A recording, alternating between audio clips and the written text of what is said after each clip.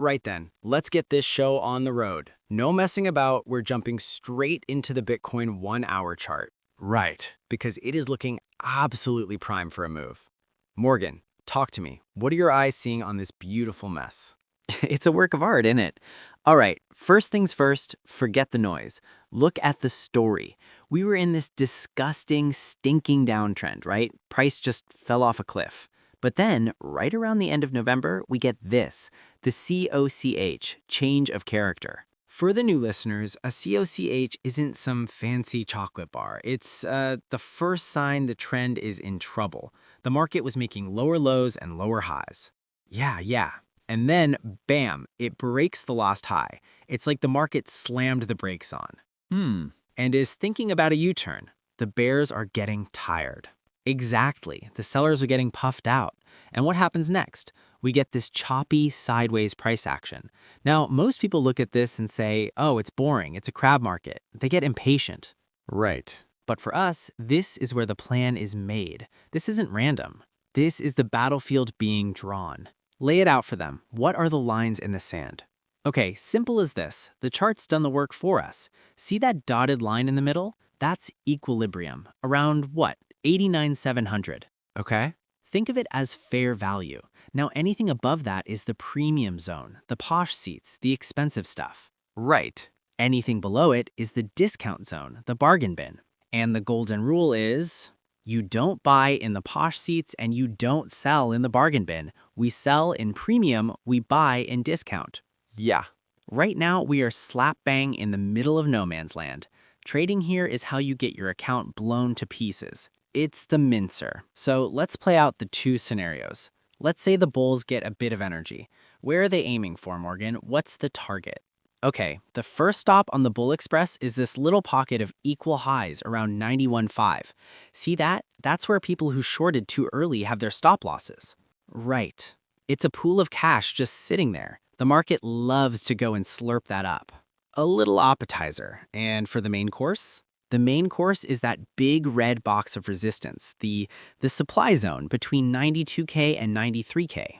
Yeah, that's a major hurdle, but the real prize, the top of the range, is that strong high at $94,000. Okay. If we start getting up there, that's where you've got to be watching for signs of weakness for a potential short position. Got it. So that's the bullish plan. Now flip it for me. What if the bears take control from here? Intrigued, where are we going? The downside. This is where it gets interesting for me. Look down. See where it says EQL, equal lows? Price already took a little stab down there, grabbed some liquidity, and bounced. Yeah, it was a little warning shot. But that's not the real target, is it? My eyes are drawn further south. Talk to me about that weak low. You know it, mate. That weak low just below the previous week's low at 88K, that is a magnet for price. Right. It's unfinished business. The market swept the highs, but it hasn't properly swept the lows of this range yet. Wow. It's like leaving a winning lottery ticket on the floor. Conspiratorially, the market will probably want to come back for it. So a flush down to 87,000, maybe even, 86.5 to scare everyone out, grab all that cash sitting below the week low. Yeah, and that would be our prime time to look for longs, right? Deep in the discount zone after a liquidity hunt. That is the A-star textbook setup we live for. Let the market do the dirty work. Let it fool everyone into thinking we're going to zero. Then we step in when the buyers show up. Now, all this technical talk is great, but it means nothing in a vacuum. Right. What's the big picture saying, Chris? What are the suits worried about? Well, the suits are all biting their nails over one thing, the Fed meeting. The entire market, not just crypto, is holding its breath. Yeah. The news confirms what our chart is screaming at us. We are stuck in a tight range between about 88K and 94K, and we're in a volatility squeeze. Something's gotta give.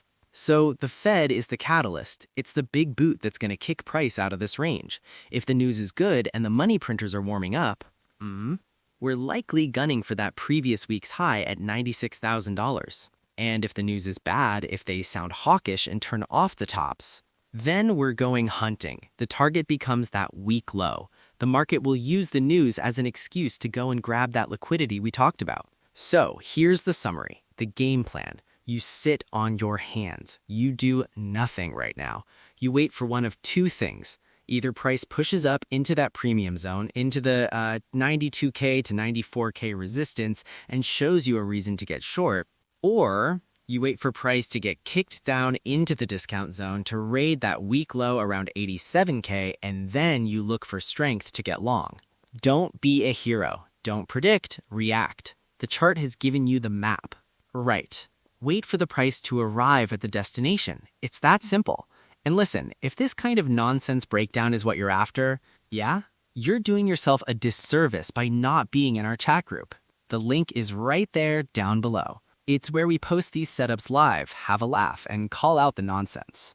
Totally. And if you're feeling generous and want to say thanks, use our CEX referral link to sign up. It's a massive help. Get in the group, join the community, and let's navigate this market together. Stay safe and don't be a Christmas turkey. Now, here's a question we'd like you to think about. Given that the market has already signaled a change of character to the upside, do you believe a sweep of the weak low is necessary for a true sustainable rally, or is it just a potential trop for bears? How to think on that? We'll see you in the chat.